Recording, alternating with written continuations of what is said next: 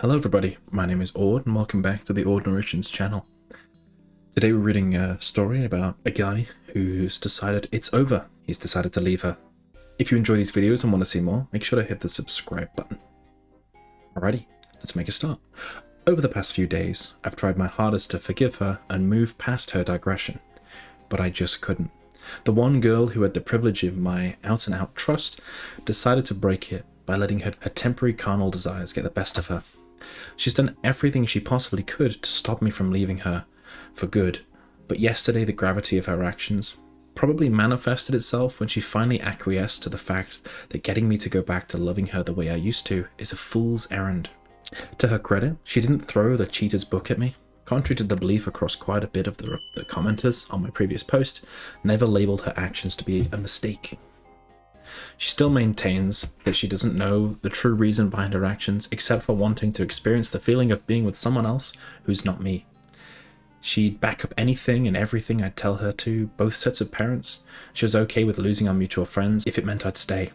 Her deal's always been, paint me a cheater all you want, however you want, as long as you don't leave me. She told me about her plan to propose to me on my birthday. It's next month. Probably was one of the last-ditch attempts to get me to reconsider. I don't know. I never told her I'd already found out about the ring and the deposit she'd put down on our house. It breaks me as it'll forever be a painful reminder of being almost over the finish line. Yesterday I had her sit down to convey my decision of wanting to break up. Needless to say, a lot of crying and screaming ensued on both sides. She thought I'd lost the plot. I won't get into the details, partly because it feels like I'd relive them, and partly because I'm absolutely knackered, but suffice to say, it's been the worst day of my life, bar none. Yes, more so than the day I caught her with the absolute minger. That little trollop who thinks it's okay to destroy people's lives as long as it satiates her thirst for girls committed to others. Evoked emotions I didn't know of. No, it wasn't a weight lifted off my shoulders, like someone commented under the previous post. If anything, the hurting's getting stronger, manifold. At this point, only 2 friends of ours know what's happened. We're yet to involve others, including families. I'm trying to think of ways to break the news such that our parents and friends won't absolutely hate her. With any help in this regard would be appreciated. Our lives are so intertwined at this point, almost everyone we mutually know, or are all we know of, friends or not. I don't want her being made a pariah in our circle for that very reason. I know what I just said makes me sound like a right pillock, but I still love her and I always will.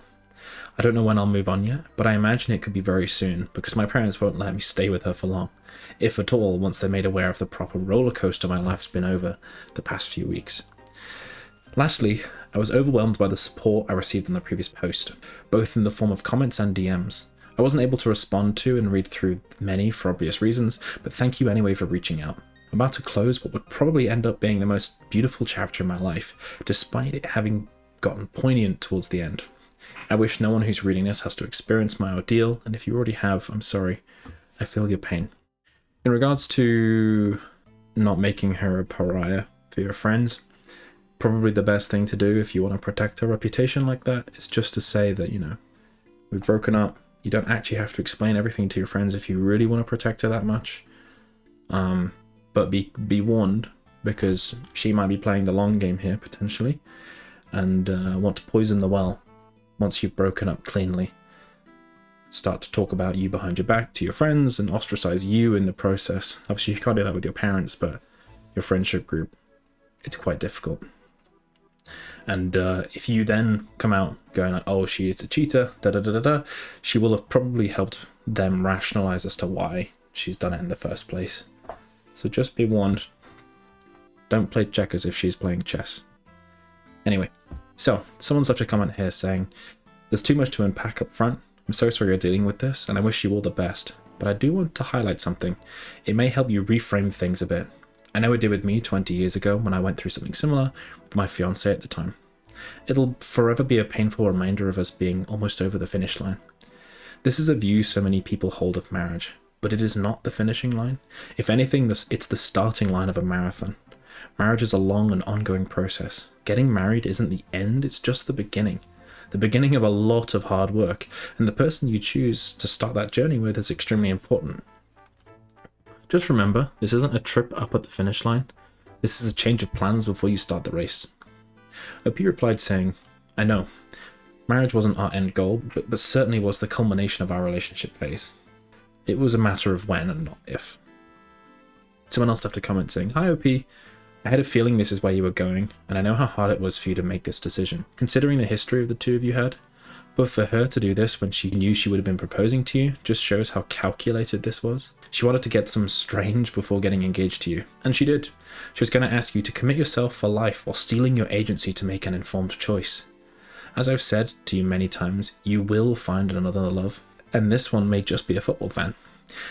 You are passionate, loyal, kind-hearted, and without a doubt a catch. Take time to grieve what you have lost. Some counselling for you would definitely be advised. Look for someone who does grief and loss work. If you and your ex are still talking, I recommend counselling to her too. She's got to figure out her why. Why would she throw it all away like this?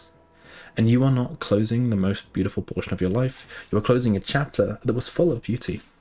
But you are opening a very new, exciting chapter that is you getting to take on the world as a fully realised adult who knows who she is, what she values, and what she is worth. I wish you all the best with your move forward." OP replied saying, "Thanks for your take. I've saved this comment for later." Someone else left a comment saying, "I'll add that there is nothing wrong with not wanting to demonize her or to still care for her. Don't change. If you can get through this without having to hate her, you'll be in a much better place to accept her when love finds you again. You're not naive or soft or a pillock, whatever that Britishism is." Pillock just means idiot, by the way. "You are compassionate and empathetic, and I know that your heart hurts not only for yourself but for her too. That's you holding onto your humanity. Don't let it go. It's all part of why I did not discourage you from considering reconciliation and having you hear from reconciliers. You have the emotional makeup that a betrayed needs to be able to give it a go. Your ex does seem to have real remorse for and commitment to do what it takes.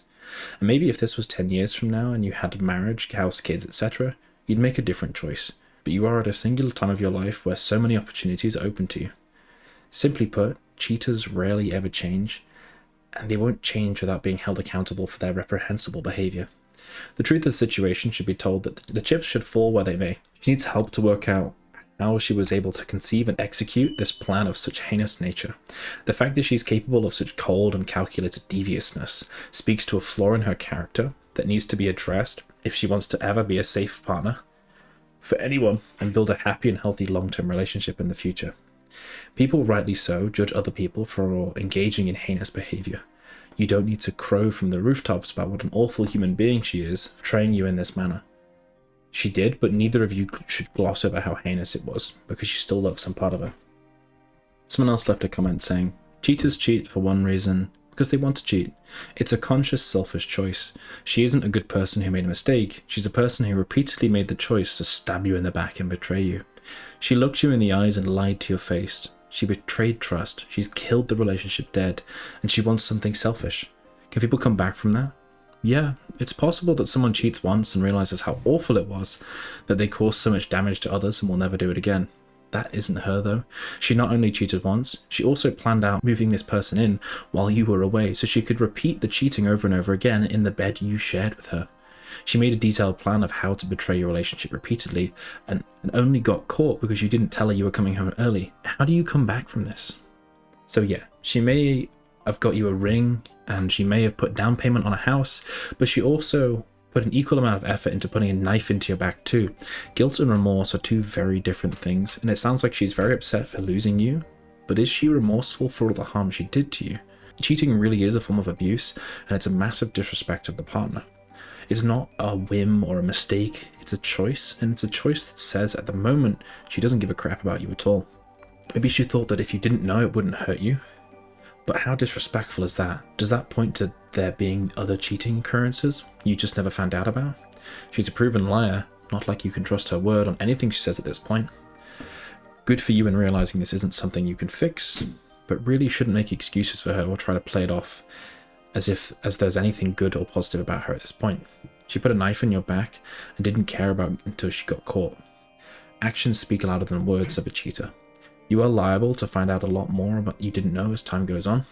Lots of people find out their perfect little long-time relationships with decade-long lies. You just didn't know. Heck, the scope of the betrayal here points to not knowing this person at all.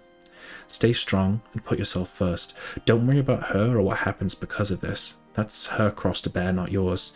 She made her choices, and you need to concentrate on you getting better. You deserve better than this. You deserve better than her. You are young and your future is ahead of you.